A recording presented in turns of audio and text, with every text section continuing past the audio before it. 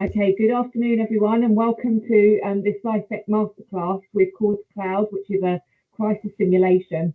I'm aware that some people are still joining, but I'm also conscious of the time. So what I'm going to do is crack on, and people hopefully will join whilst I'm going through the introduction and won't miss the main event.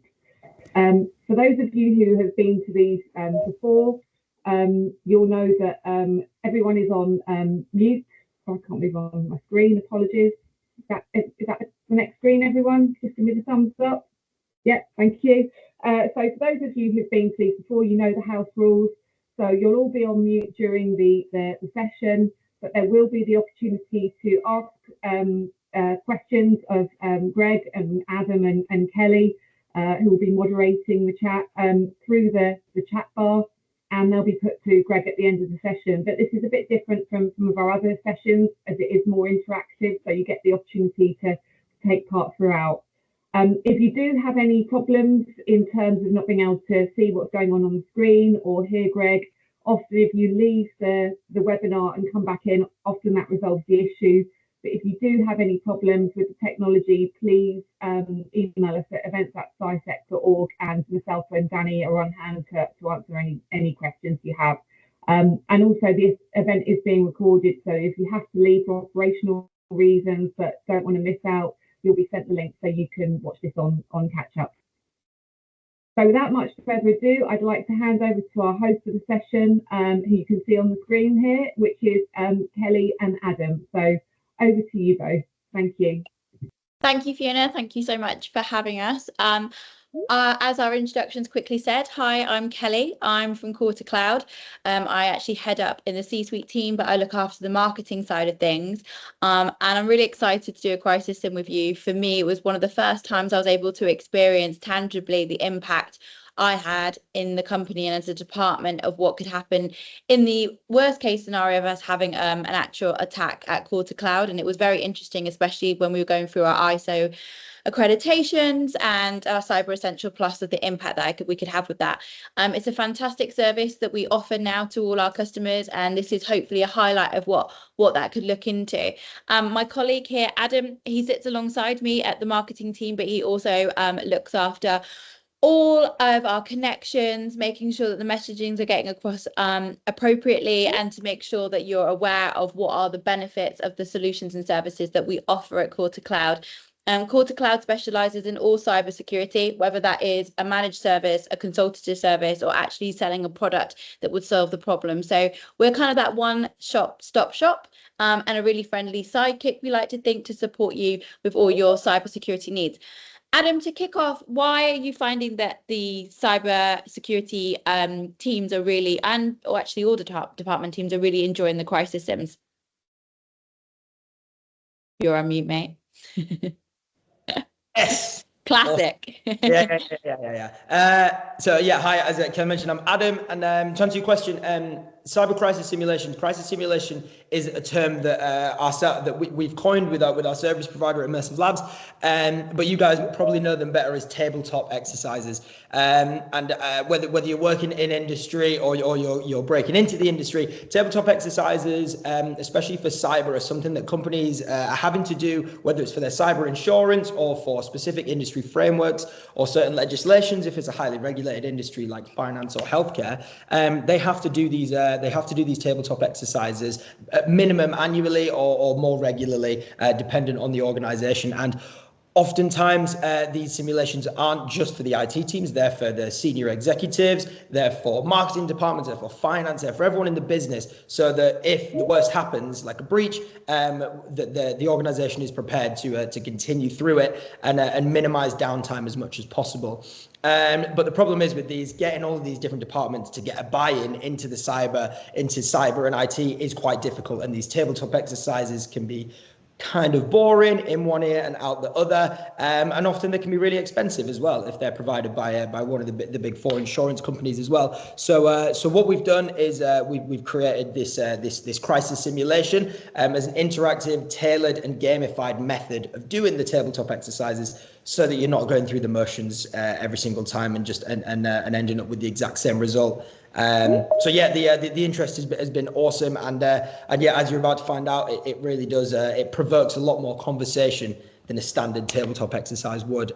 So I'd like to introduce Greg, who you can see on the screen now. He's going to be our presenter for the crisis simulation, and he's one of our expert members of our internal tech team. And yeah, he's going to guide us through this with myself and Kelly acting as the guinea pigs, just blurting out our questions and opinions. I also just dropped a message in the chat. If anyone has any questions at all throughout, please feel free to chuck them in there, and I can repeat them to Greg, and we can get those answered for you. Perfect stuff. Thank you very much, Adam, and thank you, Kelly. So yeah, today we're going to walk you through a real-life scenario from Midnight Blizzard, who are a Russian nation-state-backed threat actor, also known as APT-29. Typically, we would have longer than an hour to run through this, so we're going to try and get through the scenario. There's around 10 different injects within it today. I'm going to share my screen and bring it in. So if there's many of the audience today would like to register, and I'll show you how to do that shortly. I'm just going to bring it up now, actually, and then we can take it from there. So here we go. So what you've got is we've got a QR code, and this is typically what we do. We try and make the desktop exercises as dynamic as possible. We gamify it, as Adam says, but notwithstanding, we want the actual urgency and the seriousness of the event to unfold and take place. We can test a gold team. We can do a silver and bronze team as well within the event, but the aim of the game is to tailor these different exercises to your own individual organizations and to make it as realistic as possible. So yeah, if everybody would like to use the QR code, or if you've got any security policies in place which are preventing you from using the QR code, please feel free to use the URL which is presented, which is the play.immersivelabs.online, and then put in the unique code, which is the A86F57. Greg, we just got a question from Redpath Autumn asking, what do you mean by bronze, silver, and gold teams? Yeah, so we've got the different levels of response teams within an organization. So typically the gold team will be the C-suite. So we've got then the more technical teams, which will fill out the bronze and silver. So your SOC teams, your incident response teams, crisis management teams. We can do specific crisis sims, which are tailored at each of these individual sets of teams, or we can actually test out a scenario or an event which is unfolding, which actually utilizes and leverages all of those different teams. So we can actually go from a SOC analyst or an incident response team picking up on an alert which has been presented within your internal tech stack, whether that's through one of your network detection and response tools, and then actually see that incident through from the triaging right the way through to the initial investigation, and then the escalation through to the crisis management team, and how you actually deal with the incident, how you invoke specific plans that you've got internally. And yeah, what we do is we observe the group discussions, which is key throughout the actual scenarios that we run. It's group discussions, and we observe those, record them, and then actually provide back the results in a tailored report as well. We don't tell you what was good or bad, but we actually inform you of how the event went, so you can actually review the report and then inform and make the decisions from that. It's a really good way of just practicing if an attack does happen, how would your teams react? Yeah. I know from my experience, there's been processes and procedures that have been put into place, which sound like a really good idea. But until you run it in actual real time, you realize, for example, if you remove everyone's password, and for them to reset it, they've got to make a phone call. Well, the volume of people that work for that company would actually take nearly 3 weeks for everyone to speak to someone on the call center, the hours that they're open and the times they can manage that. So it just really allows you to practice worst case scenario, like a fire drill. You can practice, get better, benchmark, improve, and make sure everyone's on board with it. We've got a good amount of participants, Greg. Should we crack on? Because I know everyone will want to get as many injects as possible. Yeah, absolutely. So yeah, withoutstanding, then we'll continue. So an overview of the actual scenario that we're in today. Then, as I was saying, it's the Midnight Blizzard event which took place. So a prominent and global corporation in the technology sector becomes the latest target of Midnight Blizzard, a notorious cyber espionage group. Leveraging Microsoft Teams, the attackers orchestrate a sophisticated social engineering campaign to infiltrate the company's secure networks to steal sensitive data. The company's crisis management team is thrust into a high-stakes game of digital cat and mouse. striving to outmaneuver the attackers at every turn. Through the narrative-driven simulation, participants are not just responding to technical challenges, they're engaged in a story that tests their abilities to think critically, communicate effectively, and act decisively under pressure. The simulation highlights the complexities of modern cyber threats and the importance of preparedness and adaptability in the face of evolving digital adversaries. So it's worth noting as well some of the different roles that we're looking at. Initially, we're going to be part of the incident management team. If you think of this for your organization, we can be as granular and as tailored as you require. So if we're building out a scenario for yourselves, then we can incorporate the specific roles within your organization for this scenario. But for this one, we start off with the incident management team. So the first inject, and it's worth pointing out, we've got around 10 of these today from start to finish. So we'll get through as many as we can within the hour. If we don't finish it, don't worry. Hopefully it will have set the scene for you enough and really give you a flavour of what we can do and what we can deliver from a consultative approach, leveraging the Immersive Labs platform. So inject number 1 is the breach notification. So on a seemingly ordinary Monday morning, your IT security team receives an influx of reports from employees across the various departments. The reports detail suspicious Microsoft Teams messages appearing to originate from senior executives requesting immediate action on attached documents or links. The messages, however, are cleverly crafted phishing attempts. Trusting the apparent source, employees are on the brink of compromising their credentials and the company's network. The security team must act quickly to verify the authenticity of these communications, alert the workforce, and begin investigation into the breach's origins. With that in mind, what do we do next? Do we go with option number 1? Do we conduct an immediate IT audit? Do we send out a rapid communication to all employees? Or do we change the passwords and enforce multi-factor authentication across the organization if it's not already in place? Okay, and for anyone that's just joined the webinar, we're Quartz Cloud running a crisis simulation. You'll see across the top of the screen there's a play.immersivelabs.online. If you want to type that into your browser, and the code to enter is next to it. That is how to join in the simulation for anyone that's just joined. Thank you, Adam. No problem. Yeah, we'll give it another moment, another minute or so, and then what we'll do is move on. Apologies if everybody doesn't get the chance to respond. You can keep me honest as well, Adam. Let me know. Yeah, it's best to move on. Always. I'm just the gatekeeper. I'm thinking myself to make sure I'm getting the right answer. Yeah, well, for me, an immediate IT audit sounds like it's going to take a long time. Yeah, that's making me panic. So I've gone real in. I'm changing everyone's passwords. Okay, it's worth pointing. I'm option 2. I'm communicating with all employees first, I think. And this is what we do. If you think of this, if we were running this live now within your organization, what we do is we really start to get the conversations going.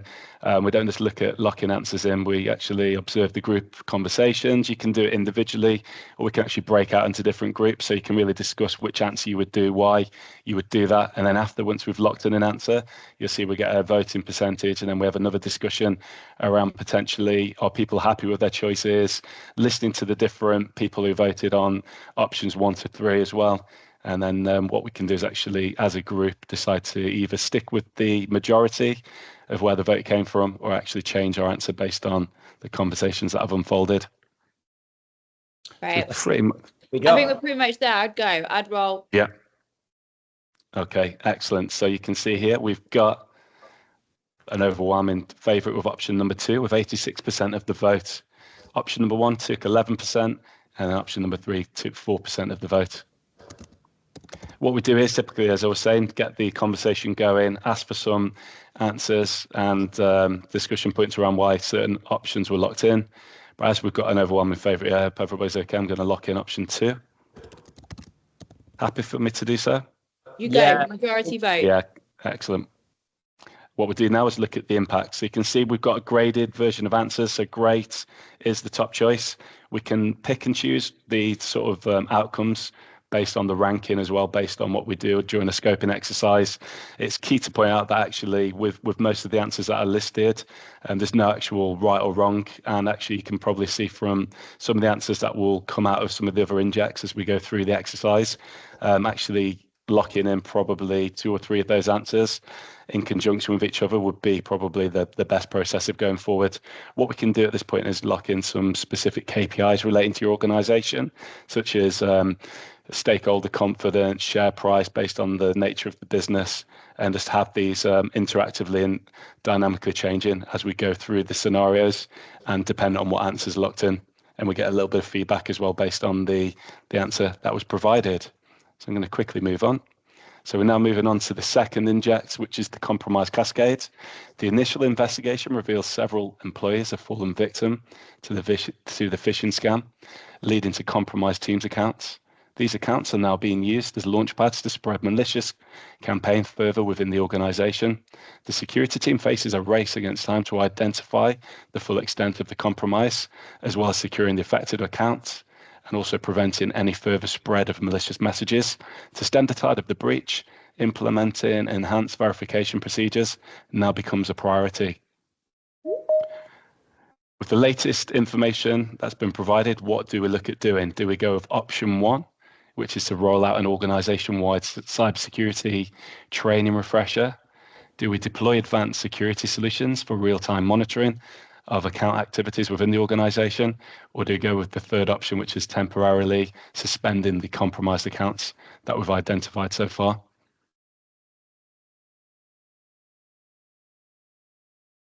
I mean, from a College Cloud perspective, I feel like all of my training has always pointed to a proactive approach. So for that reason, I'm option 3. I went 3 too. Yeah, I'd go with 3 as well. Yeah. Also, if anyone does disagree with with what we're saying or the status quo of where the votes are, please don't hesitate to put that in the chat.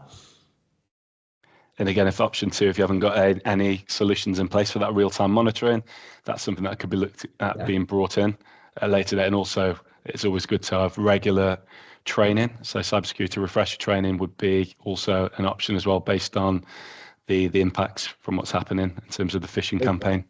Let's see what we got. Again, we've got an overwhelming favourite, which is the third option, which was suspend those compromised accounts. Option number 2, we got 4%, so it looks like just a single person or a couple of people voted there, and then no option 1s for this one. Depends on the tech stack, right? Absolutely. Okay, I'm going to lock this one in.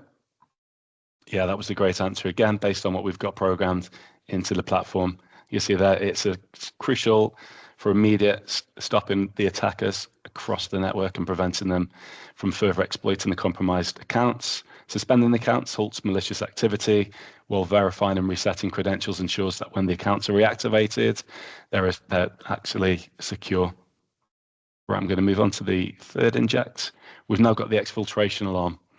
Amidst the chaos of securing accounts, an anomaly detection system flags unusual network traffic patterns, indicative of a data exfiltration attempt. Encrypted files are being funneled out of the network at an alarming rate. The team must now pivot to identify what data is being targeted and block these unauthorized transmissions. The discovery of the exfiltration attempt reveals the attacker's true attempt to steal corporate secrets and sensitive customer information. Okay, with that in mind, do we go with option 1 as our next step, which is isolate affected systems to prevent further data loss? Do we look at implementing strict network access controls for option 2? Or the final option is, do we enhance data loss prevention measures? I feel like they're all good answers. I feel like they're all pretty good answers, to be honest. It's just what order you do it in and how much time you've got. Yeah. Again, with the discussions, we'd work out what would be paramount. We'd probably look at specific plans and policies in place here and have that discussion around that, and then come out with what we would look at doing as the most immediate action. There we go. Oh, there we are. That's 20. That's 20 responses. We'll use that as the benchmark. Okay. Let's lock it in then. Okay, option 1 was the overwhelming favourite. This is interesting. We've actually got overwhelming favourites for everyone. It's worth pointing out when we do these exercises, sometimes we can get an equal split. We can get a 50-50, which is always interesting and always opens up and gathers more traction on the conversations that are led from what answer we're going to lock in. As we've got an overwhelming favourite again, I think it's safe to say let's lock option number 1. Again, that was a great answer. I'm sure We're doing great audience have well on done this this, before. aren't we? Yeah, exactly. Yeah, look at us. Yeah, it's going really Pros. well. So again, we get the feedback, we'd have a discussion around that. We can again build in some dynamic KPIs as well relating to what's unfolding and what answers we've gone with as well. Yeah, and what I've seen in the past that you've done, Greg, as well. I mentioned this in the chat, but it's for whoever we're doing that. If we were doing this for one of your organisations, we can include specific screenshots from your existing stack. So I've seen you guys use screenshots from a business's SOC dashboard and stuff like that. So it can be as specific as you like, and the great answer obviously isn't the same for every business. Sorry, back to you, Greg. No, that's and really it does well depend sort on of. what departments as well, doesn't it, guys? Because it if people have a background in IT or cyber, will make very different choices. Where we've made decisions in the marketing, there's like, I think one we did, the social media got hacked, and the IT department that I was with at the time were like, well, we're just going to shut all social media down, we'll cut it down. And from a marketeer's perspective, well, that's years of building a brand, and just cutting it off is quite a huge thing to do. So having different departments in the room is really interesting as well, because you get different conversations, because people care about different systems, different processes, because it has an impact on their job. Yeah, definitely. It's always interesting when we've got sort of security leads, if we're doing a more technical scenario as well, sort of senior leads quite often will remain quiet and don't want to be leveraged, just in case in a real incident, if they were out of the business. It's just interesting to get the wider groups and make sure that people are versed on what to do. They're well prepped. If they're not, then that will be uncovered and we'll record that, and that can be used to make the relevant improvements. But yeah, it is interesting to get the perspective from the different teams that are taking part in the exercise. So yeah, we've got the malicious payload uncovered. So further complicating matters, the IT team discovers malware embedded in a document shared over Teams chat. Supposedly sent by a trusted colleague, the malware is designed to establish a persistent backdoor for the attackers to leverage. Quick action is required to assess the malware's spread and eliminate it from the network and close any potential backdoors. This incident underscores the sophistication of the attackers and the need for heightened vigilance in communications. So with the latest update in mind, do we go with conducting a comprehensive malware sweep across our network? Do we go with option 2, which is to harden our network defenses by updating firewalls, intrusion detection, and intrusion protection? Do we go with the third option, which is develop and distribute a guide on identifying and reporting suspicious documents or messages? I feel like we're past option 3. A guide at this point. I feel like we need something a little bit more comprehensive. I'm going to. I'm going to harden. I'm 1. And it takes immediate action. I like the word immediate. Definitely required for this. There we go. That's 20. Let's go. Okay, we still got the overwhelming favourite, which was option 1. And that was conducting that comprehensive malware sweep across the network to ensure that we have identified where that is lay, and so we can sort of develop and sort of aim our investigations on that. Option 2 got 24% of the vote, with hardening those network defenses, and then option number 3 got 5% of the vote.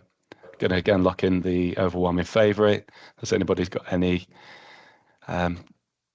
rejections on that? There we go. We've got a great answer again. It really is. We're on a flow here. Oh, 4. Is that 4 out of 4, isn't it now?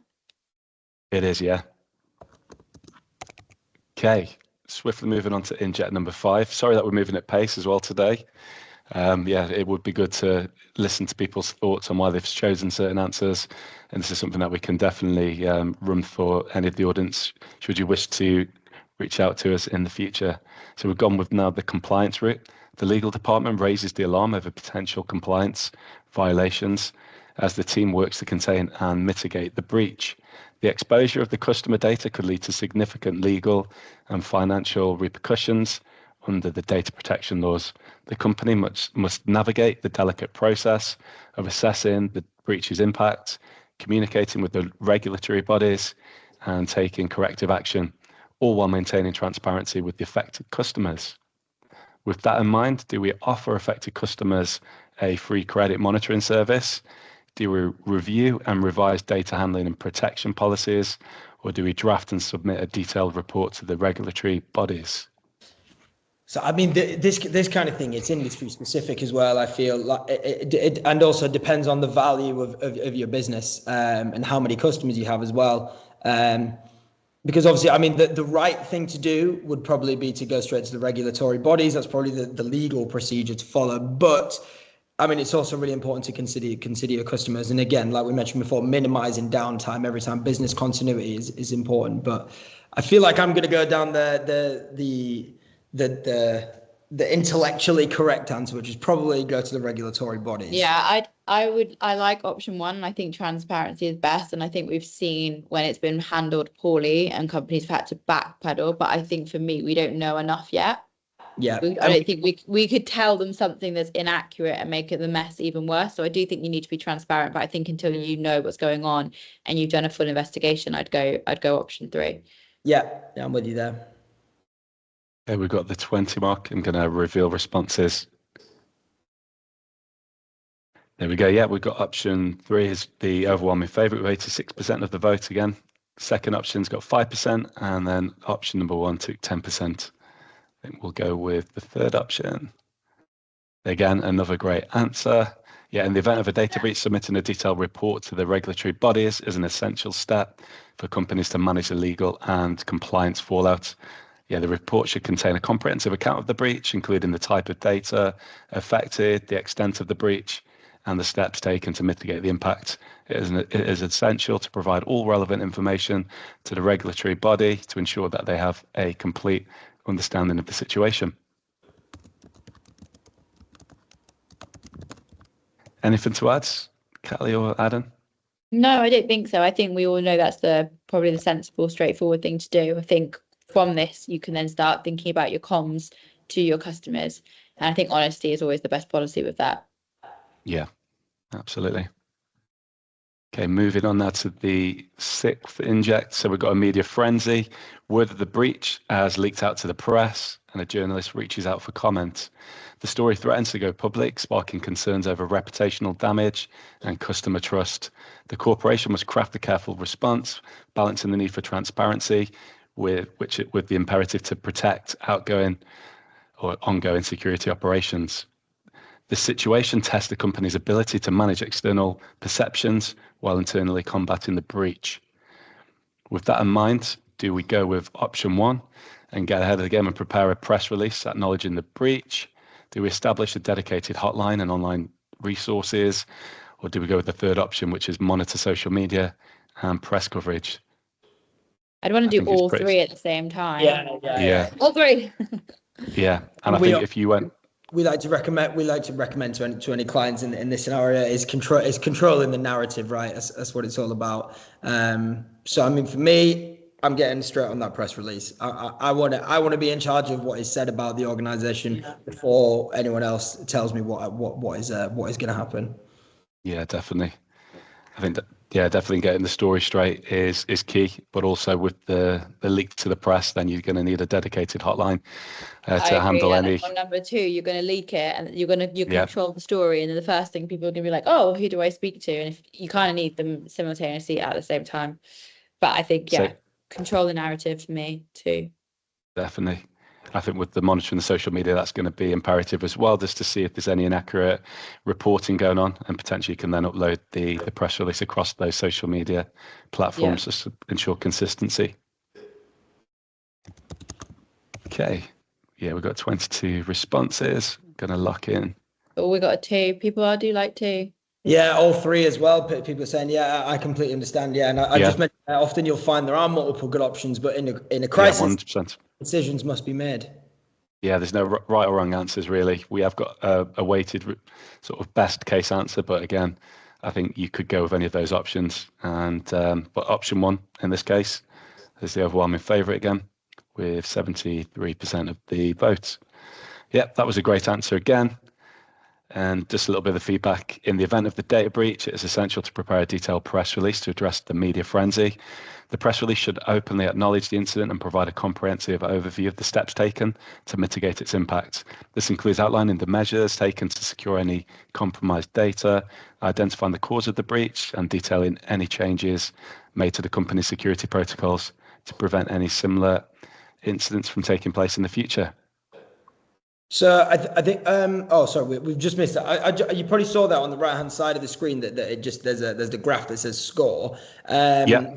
We've got a bit of time. So we work with organisations that the one in particular that springs to mind, which I won't name names, but we work with a food like production warehouse who we do these simulations for. So for them, we do custom metrics for them. So it's obviously there's a reputation percentage. There is and I believe there's like a time amount of downtime. So the amount of time manufacturing that the production line is not operating for, and then there's a market share, profit share. What's the word I'm looking for? Stock value. Yeah.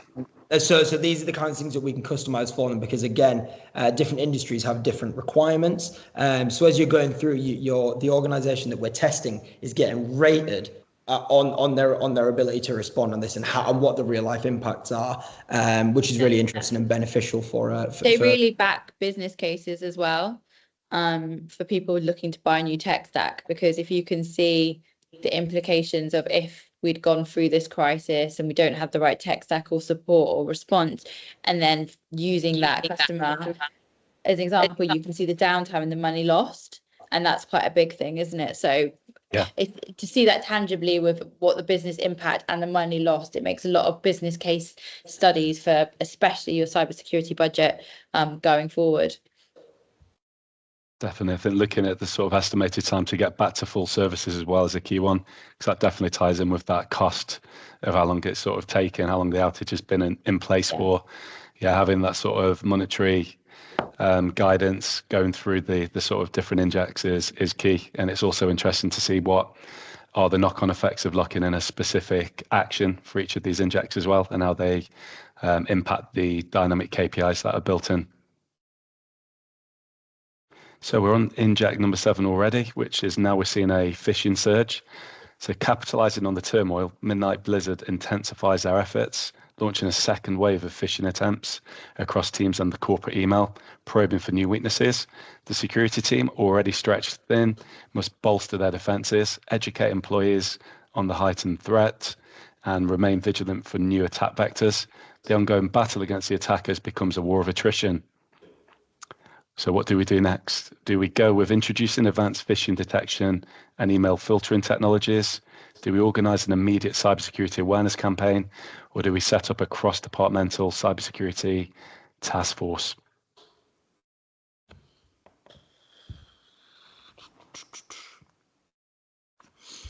I mean, budget is obviously something to consider on this one for the organization. Yeah, and exactly. How long you can whip up a new tool. Like some are really quick, right? But yeah. It's what's already in place as well.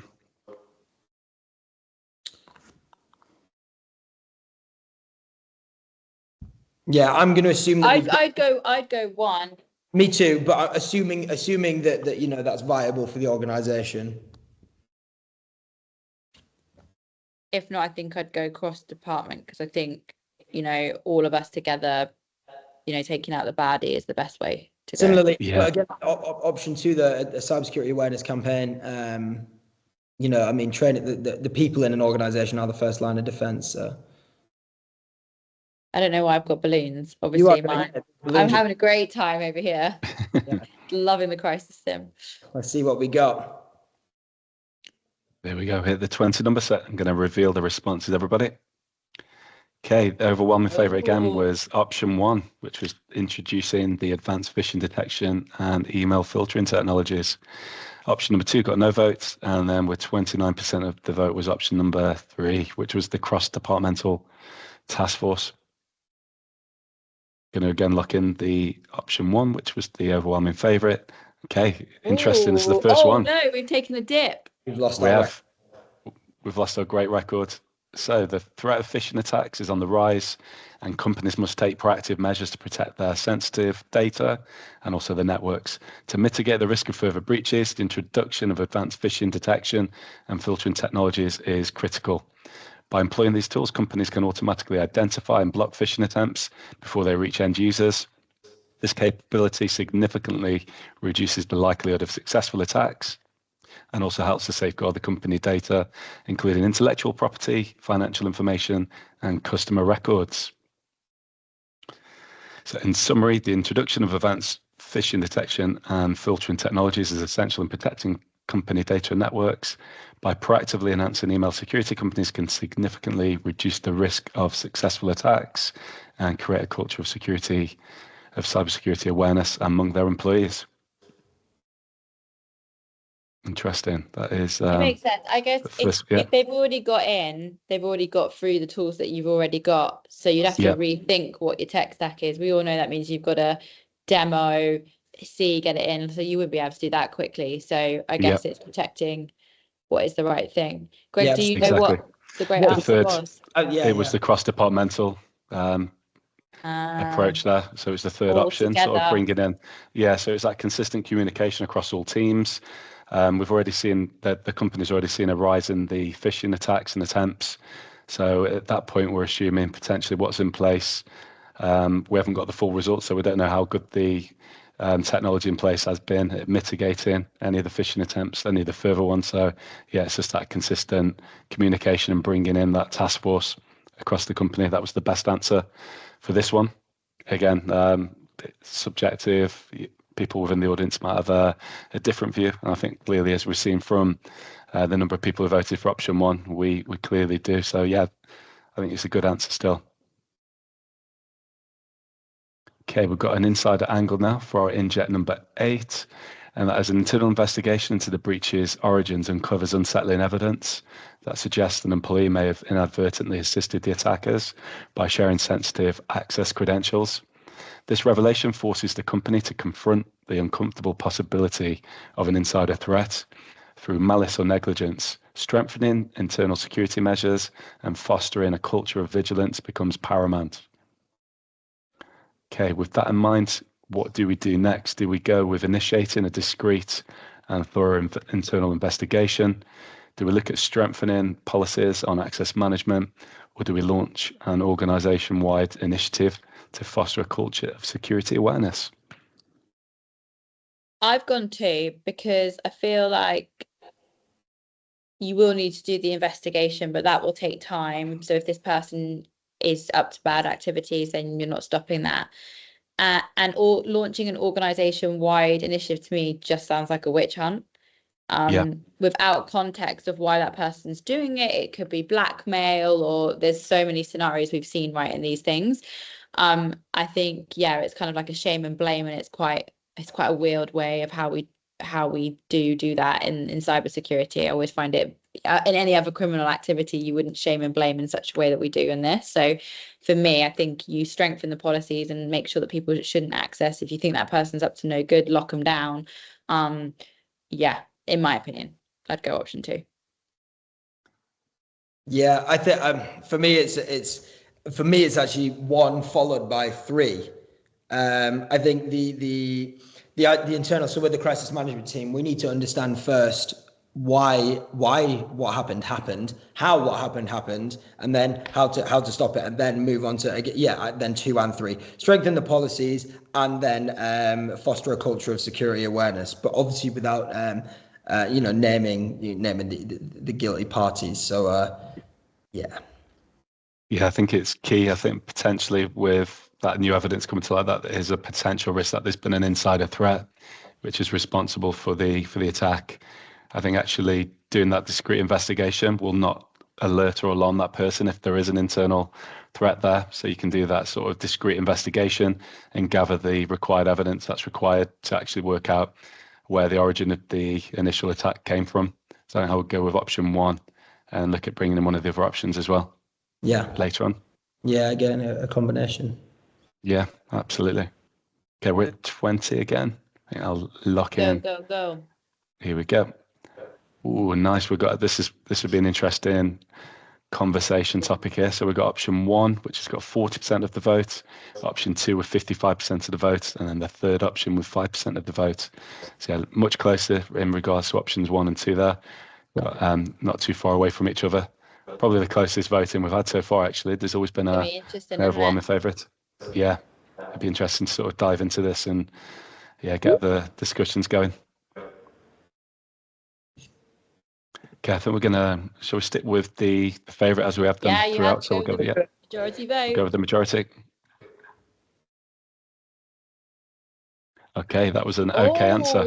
So we can see again we sort of moved away from that. Great. So thinking around these dynamic KPIs that we can integrate, then we'd see that potentially there might be a drop off, an increase in times to recover, and it was an okay answer. I think the top answer for this one was option 1, which was leveraging that potential insider threat to do a discrete investigation, not to alert the potential insider threat to what's going on, and to gather the relevant evidence to actually see if that was an accurate bit of information passed on.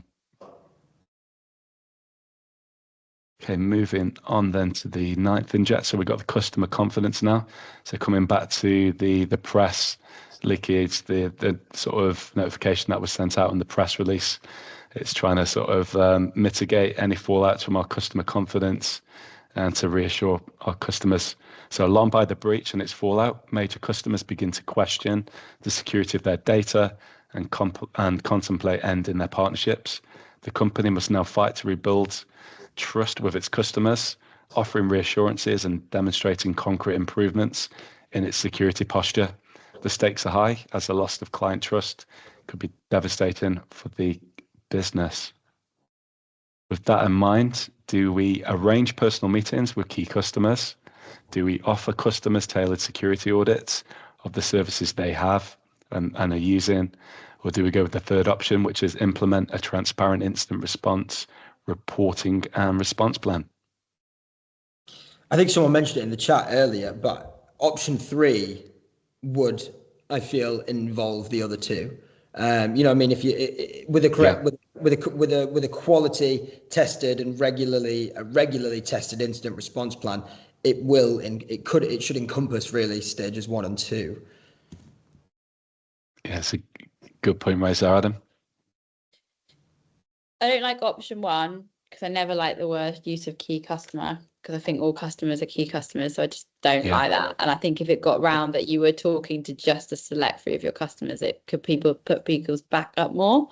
Yeah. And offering customized tailored security audits of their services, I just feel that's a lot of resources when you're trying to sort out your own mess, in my opinion. But that's a nice thing to do for everyone. It's just whether you could actually have the time and resources to do that. I guess that would be the discussion. Yeah, I think almost to be, given the breach, given what's happened, I think customers would probably be already expecting option 2 would already take place or will be taking place. Yeah. Just to eliminate the sort of knock-on impacts of any potential malicious activity. So I think customers would demand that. So I think that would be a given anyway. I think option 1, I think you're right as well there. Just, I know we've got to look after all of our customers, and key customers fall into that, but actually all customers I think will be concerned. So I think the third option seems the best here. Oh, we didn't get to 20, but I'm precious of time. We've got 3 minutes to get to the end, so I think you're going to have to push it through, Greg. Okay, hitting the button. Okay, the third option was our overwhelming favourite. Yeah. Back to 89% of the votes with the third option. And that was the great answer. We're back on track. So after the breach, the company will inform. Yeah, we're back up. We're on the rise. So we've got to rebuild the trust with clients. And after the security incident, it's definitely essential to be transparent and assure clients that the company is committed to being open and accountable for any issues that have arisen. Okay, moving on to the final. This is the final inject number 10, which is the analysis. So with the immediate crisis contained, attention turns to analysing the breach, learning from the incident and implementing robust improvements to prevent any future attacks. Okay, are we going to go with option 1, which is commission an independent security audit to identify weaknesses? The second option, which is develop a multi-year cybersecurity enhancement plan, or the third option, which is to organise a lessons learned session with all stakeholders? I mean, that's all of of them. them, right? Yeah, Yeah. that's a tough one. Yeah, and I like 1 and 2 because working with experts would mean that you'd come to us, so I quite like that 1 and 2. But you've got to do all of them, haven't you? You've got to learn from your lessons. You've got to identify where your weaknesses are, and based on your weaknesses, then what is your plan? So I feel you have to do an audit first, because I don't think you can develop a year plan without having know where your problems are, and I don't think you can do the lessons learned and tell the stakeholders until you actually know where the problems were, in my opinion. Yeah, I think that's, 1, 2, 3. I completely agree. Yeah, fully agree with that. All right, I'm going to vote because we didn't get it up to 20. We do it. Go less than 10 seconds. I think people are hungry and You've got to potentially go. dropped You've got to off go. here. You've got to go for lunch. So go, reveal the options. We understand. We understand. We've got dinner after this, haven't we, Adam? We're fully ready for dinner. There we go. Option 1 was the favourite. Again, not completely out there, but yeah, 53% of the vote with that option. Option 3 was 37% of the vote, and then the second option with 11%. Going to lock in the first option, as it was the favourite. And yeah, that was a great answer. So yeah, that independent security audit provides a comprehensive evaluation, the company's cybersecurity posture. Perfectly done, guys. We just hit the hour just with 30 seconds over. Thank you to everyone that had joined us. I hope you enjoyed that very whistle-stop tour of doing a crisis sim with Core to Cloud. Thank you everyone for the CIISec team, Fiona for having us. Please feel free to reach out if you have any further questions, want to experience we actually do crisis sims to a lot of our in-person events. But yes, thank you for your time. We hope you had a nice lunch break with us, and we look forward to seeing you all soon. Thanks everybody. Really appreciate your time. Take care. Thanks, Fiona. Thanks, bye. Thank you. Thank you, Greg, Kelly, and Adam. I would say that was good fun. But in reality, obviously, it wouldn't be fun. But that was good fun, and thank you. I think we've got some great members who clearly know their cybersecurity stuff, but towards the end, votes were getting a bit mixed, weren't they, in terms of what the next steps were. So that was really interesting. So thank you for a great session, and I think we've got some information we can send out to people when we send out the follow-up link if they'd like to find out more about Core to Cloud or any of the services that they provide. Obviously, this was just a taster. So thank you all very much. Thank you, guys. Thank you welcome. so much. Thank you for taking part. Bye. Cheers. Have a great rest of your day. Take care. Bye.